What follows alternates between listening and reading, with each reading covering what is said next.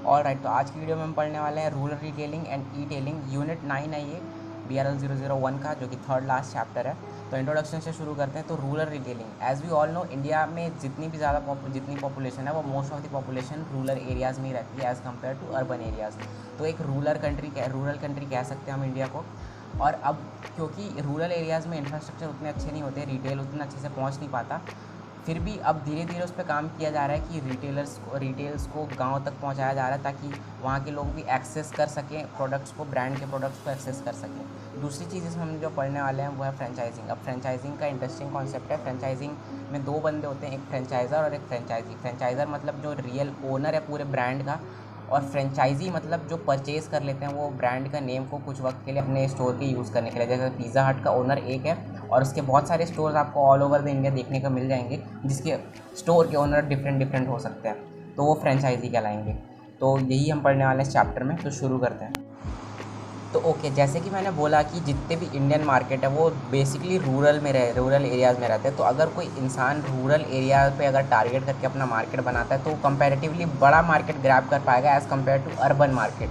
तो उसी चीज़ को ध्यान में रखते हुए ITC ने थोड़ा सा विलेज वाले पीपल्स की लाइफ को एनरिच करने के लिए अपनी तरफ से काम किया। उन्होंने क्या किया कि फार्मर्स जितने भी अपने फसल उगाते थे उनको फसल को वो लाकर अपनी जगह पे बेचवाते थे, और भी एकदम फेयर प्राइसेस पे। ये नहीं कि उनसे कम दाम पे ले रहे हैं, ऐसा नहीं, एकदम फेयर प्राइस पे उनसे सामान लेते थे। अब या तो उनके बदले फार्मर्स पैसा ले सकते हैं, या तो वहाँ के नॉर्मल सामान ले सकते हैं, मतलब सारे ग्रोसरी स्टोर में जो सामान होते हैं वो अवेलेबल है, फिर कपड़े अवेलेबल हैं, फिर बच्चों के लिए खिलौने अवेलेबल है, ये सारी चीज़ें। और प्लस उन्होंने अपोलो हॉस्पिटल के साथ कोलैबोरेट करके एक सॉइल टेस्टिंग सेंटर बनाया था, जिसकी मदद से जो फार्मर्स है वो अपने सॉइल को टेस्ट कराने आ सके और मतलब एडवाइस भी ले सके कि हमें क्या करना चाहिए। वैसी और भी सारी कंपनीज़ है, टाटा केमिकल्स, महिंद्रा, शुभ लाभ, ये सारी और भी कंपनीज़ है। ओके, सो किसी भी एरिया में एंटर करने से पहले आपको वहाँ का सिनेरियो पता होना ज़रूरी है। तो इस केस में हम रूरल एरियाज़ का सिनेरियो देखने वाले हैं अगर रिटेल कर रहे हैं। तो देखो यार, ऐसा चीज़ है ना कि रूरल एरियाज़ में क्या हो गया कि अब धीरे धीरे हो रहा है कि इन्फॉर्मेशन आ रही है। जैसे जियो आया तो काफ़ी लोग को इन्फॉर्मेशन अब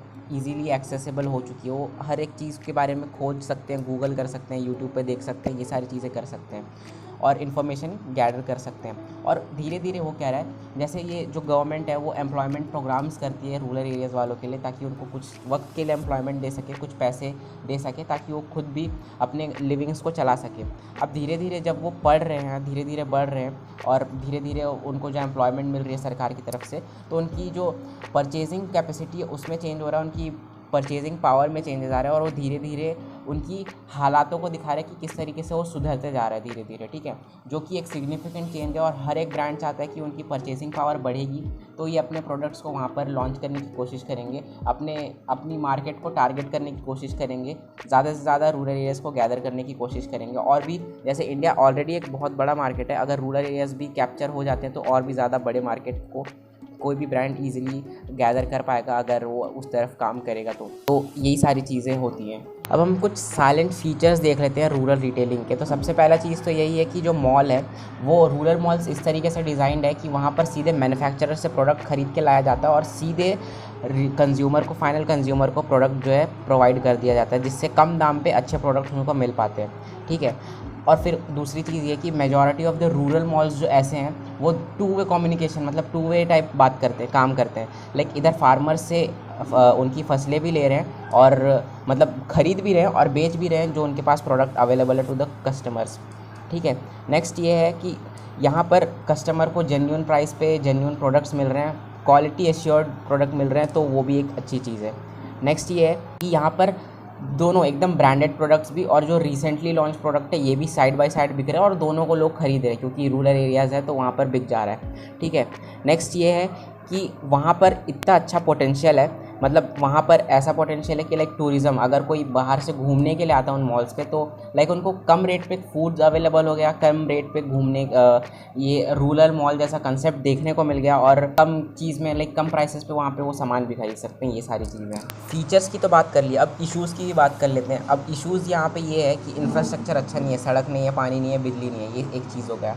दूसरी चीज़ ये है कि एम्प्लॉयमेंट की अभी भी कमी है, मतलब धीरे धीरे काम हो रहा है उस पर, बट स्टिल एम्प्लॉयमेंट की वहाँ पर कमी है, तो वो भी एक प्रॉब्लम है जो कि परचेजिंग पावर को डिक्रीज़ करने में पूरा योगदान देती है अपनी तरफ से।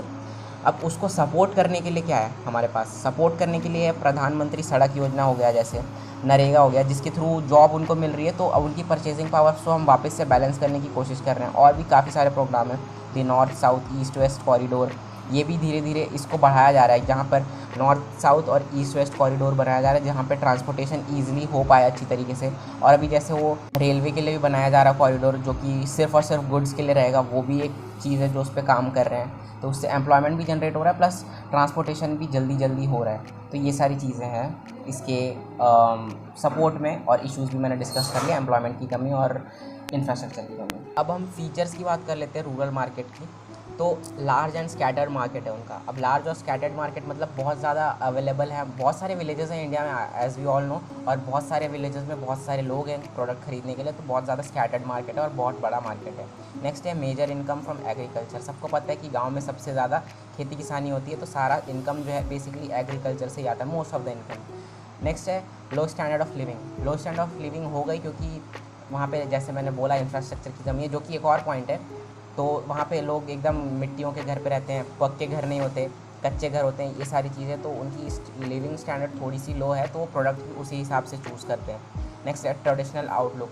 ट्रेडिशनल आउटलुक की अगर हम बात करें तो वो कभी बदलना नहीं चाहते। रूरल लोग में मोस्टली तुमको बूढ़े लोग ही मिलेंगे, जवान भी मिलेंगे, बट क्योंकि वो उसी कस्टम में बंध गए होते हैं ना, वो उसी चीज़ से सोचते हैं, और उनके पुराने ख्यालात थोड़े होते हैं, उनको चेंजेस पसंद नहीं है ज़्यादा, वो उसी में रहना चाहते हैं। नेक्स्ट है डाइवर्स सोशियो इकोनॉमिक बैकवर्डनेस। अब डाइवर्स सोशियो इकोनॉमिक बैकवर्डनेस मतलब इंडिया में बहुत सारे गांव हैं, हर स्टेट में गांव हैं, और हर स्टेट का कल्चर डिफरेंट होता है, तो ऑब्वियसली कि वहाँ का भी सोशल कल्चर डिफरेंट होगा। गुजरात, महाराष्ट्र और भी किसी स्टेट का अगर तुम देखोगे तो सबका जो सोशल कल्चर है वो काफ़ी ज़्यादा डिफरेंट होगा। नेक्स्ट फाइनल पॉइंट जो है पुअर इंफ्रास्ट्रक्चर है। फैसिलिटीज़ नहीं है वहाँ पर ज़्यादा, पानी की, बिजली की, इवन इंटरनेट कनेक्शंस भी कई बार टूट जाते हैं, मतलब पहुँच चुके हैं वहाँ तक बट टूट के आते हैं कनेक्शंस, ये सारी चीज़ें हैं। तो ये सारे कुछ फीचर्स हैं रूरल मार्केट के।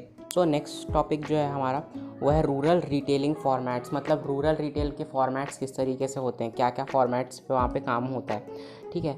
तो जो इंडिया में लोकल स्टोर्स है ना, उनकी पहुँच हर जगह पर थी, हर गाँव पर थी, और उनको मालूम था कि वहाँ की जनता को क्या चाहिए, वहाँ के लोगों को क्या चाहिए, उनकी नीड्स क्या है, उसी को वो टारगेट करते थे। और जो ब्रांड्स हैं ना, उन्होंने इस लेवल तक अब इन लोकल स्टोर्स तक भी अपनी पहुँच जो है बना ली है। जैसे कई जगह पर देखा होगा कोका कोला के बैनर्स लगे रहते हैं, एयरटेल के बैनर्स लगे रहते हैं छोटे छोटे लोकल स्टोर पे, आशीर्वाद आटे के स्टोर्स के लगे रहते हैं। तो ये सारी चीज़ें कि वो वहाँ तक पहुँच चुके हैं, ठीक है।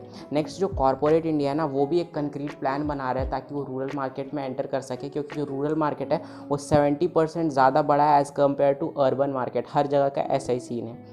नेक्स्ट ये है कि जो ऑर्गेनाइज रिटेल सेक्टर है वो भी अब धीरे धीरे एंटर कर रहा है। जैसे गांव में देखा होगा तो अनऑर्गेनाइज ही है, लाइक लोग सड़कों पे दुकान खोल के बैठ जाते हैं, अपना सामान बेचने लगते हैं, सड़कों पे फुटपाथ पे बेचने लगते हैं, ये अनऑर्गेनाइज सेक्टर है।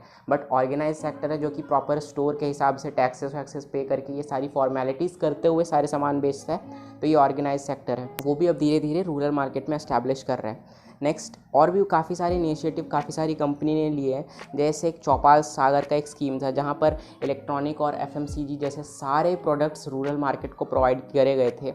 और फिर हरियाली बाज़ार भी एक था जिसमें उन्होंने इनिशिएटिव पहले तो यही लिया था कि इनिशियली वो सिर्फ फार्मिंग रिलेटेड इनपुट्स ही प्रोवाइड करेंगे, फर्टिलाइज़र, पेस्ट और फिर जितने भी टूल्स जो फार्मिंग से रिलेटेड होते हैं वो।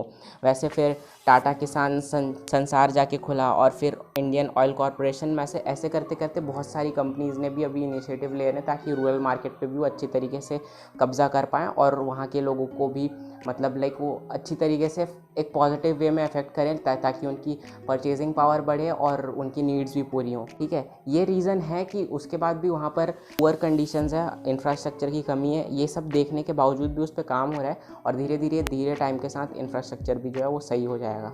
This is it for part 1। Part 2 भी इसका आने वाला है जिसमें हम डिस्कस करने वाले हैं फ्रेंचाइजी कॉन्सेप्ट के बारे में। दोनों कॉन्सेप्ट काफ़ी ज़्यादा डिफरेंट थे, इसलिए मैंने दोनों के लिए अलग अलग वीडियोस बना दी। रूरल रिटेलिंग काफ़ी अलग है और फ्रेंचाइजिंग अलग है, इसलिए एक ही वीडियो में मैंने मर्ज नहीं किया। सो प्लीज़ उस पार्ट को भी देख लेना ताकि पूरा चैप्टर समझ में आए। Stay connected with us for the second part.